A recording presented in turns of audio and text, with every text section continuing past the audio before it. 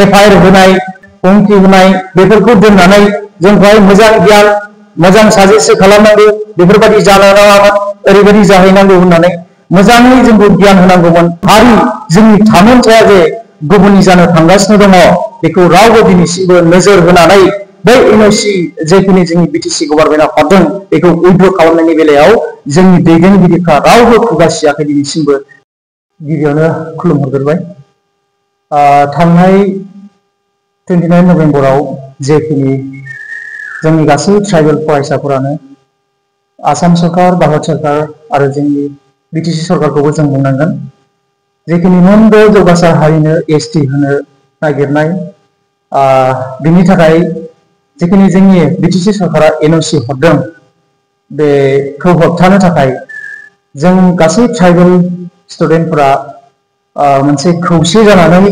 मोनफ्रोमबो institution college इउनिभार्सिटियावहाय जों मोनसे खुद्रिसानाय हाबाफारि लादोंमोन बे हाबाफारियावहाय जोंनि बिटिसिनि चिफ हाग्रामा महिलारि बिथाङा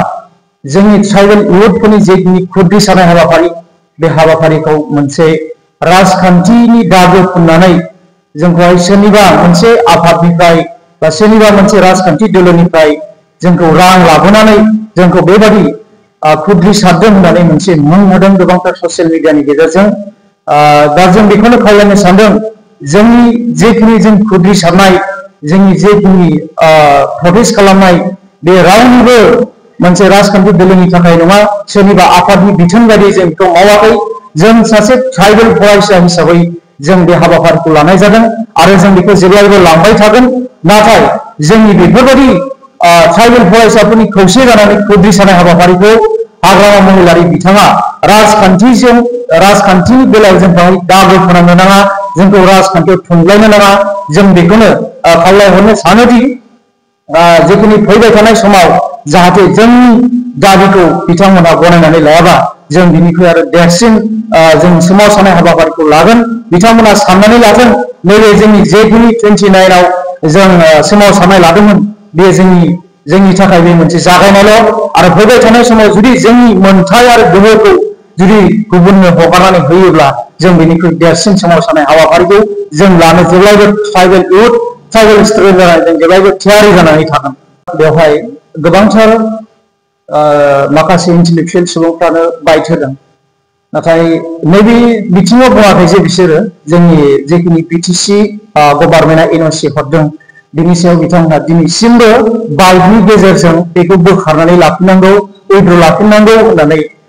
दिनैसिमबो रावबो मिडियानि गेजेरजों बुङाखै नाथाय जोंनि इउथफोरनि जोंनि ट्राइबेल इउथफोरनि जेखिनि बिटिसि सेक्रेटारियेटआवहाय जोङो एसे ट्राइबेल इउथफोरा बिटिसि सेक्रेटारियेटआव खुद्रिसानाय हाबाफारि लादों बेवहाय जों एसे बुफाय बुसि खालामनाय जादोंमोन बे बिथिंखौ लानानैल' जोंनि इन्टेलेक्चुयेलफोरा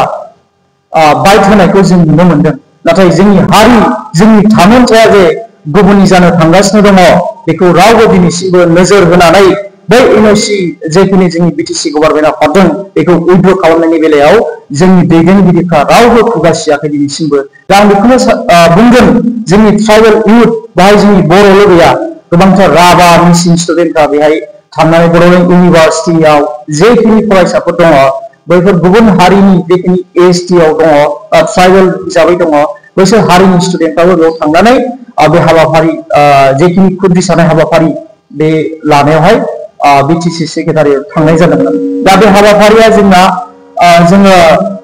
मोनसे मोजां हाबाफारिखौनो जों लानानै इउनिभार्सिटिनिफ्राय जोङो बिटिसि सेक्रेटारियेटसिम जों रिलि खालामनाय जादोंमोन बे रिलि खालामनायाव जेब्ला थाङै जों थाङो बिटिसि सेक्रेटारियेट मोनहैबाय अब्ला जोंनि मेगननि सिगाङावनो जेखिनि पुलिसफोर दङ बिसोरो गेटखौ मारिनानै होबाय अब्ला जोंनि थाखाय बे मोनसे रागा जोंनाय जोंनाव फैखागोन मानो होनोब्ला बे जोंनिनो जायगा जोंनिनो एरिया जोंनिनो सेक्रेटारियेट बेयाव जोंखौ बन्द खालामनाय दोनोब्ला जोंखौ होबथायोब्ला जों निश्चय लाइमोनफोरनि गोसोआव रागा जोंनाय फैखागोन दा बेखौ लानानै जोंनि जेखिनि माखासे लिडारफोर इन्टेलेक्चुयेलफोर जोंनि लाइमोनफोरनि सायाव माखासे हेंथा बाथ्रा बुंबाय थादों बेखौहाय बेफोरबायदि बाथ्रा बुङालासे जाहाथे गोरोन्थि जादों जों बेखौ मिथिगौ जोंबो बेखौहाय बुंगोन नाथाय जोंखौहाय बेफोरबायदि एफआईआर होनाय हुमखि होनाय बेफोरखौ दोननानै जोंखौहाय मोजां गियान